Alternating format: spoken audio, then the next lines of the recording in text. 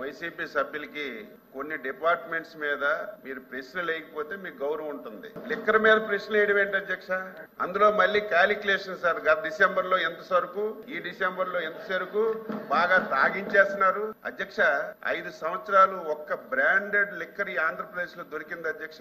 ఆంధ్రప్రదేశ్ లో చాలా మంది అధ్యక్ష ఆ రోజు బూమ్ బూమ్ ప్రెసిడెంట్స్ మెడల్ అని చెప్పి మన టీ దుకాణంలో అధ్యక్ష, టీ దుకాణంలో టీ చేసి వెంటనే ఇస్తే తాగేసేటట్టుగా వీళ్ళు సొంత కంపెనీల్లో లిక్కర్ తయారు చేసి, నాసిరకం లిక్కర్ తయారు చేసి ప్రజల ప్రాణాలతో ఆడుకుని ఆ రోజు చాలా మంది ఇతర రాష్ట్రాల్లో బ్రాండెడ్ సరుకు అంతా తెచ్చుకొని వాటికి ట్యాక్స్ లేకుండా ఆ రోజు తాగారు. ఈ రోజు అదంతా స్ట్రీమ్ లైన్ చేసి కట్టడి చేసి ప్రతి పైసా ప్రభుత్వ ఆదాయానికి తీసుకొస్తుంటే దానికి డొంక తిరుగుడుగా మీరు ఎక్కువ తాగించేస్తున్నారని ప్రశ్న వేయడం సబబు కాదు. రెండవది బెల్ట్ షాపులు అధ్యక్ష.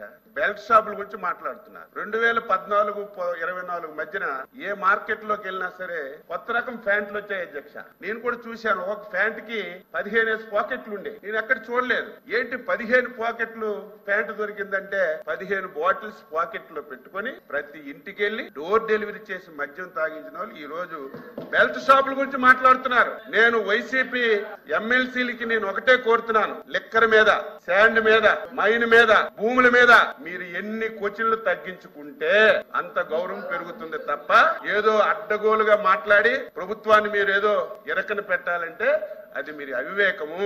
ప్రజలు నవ్వుకుంటున్నారు.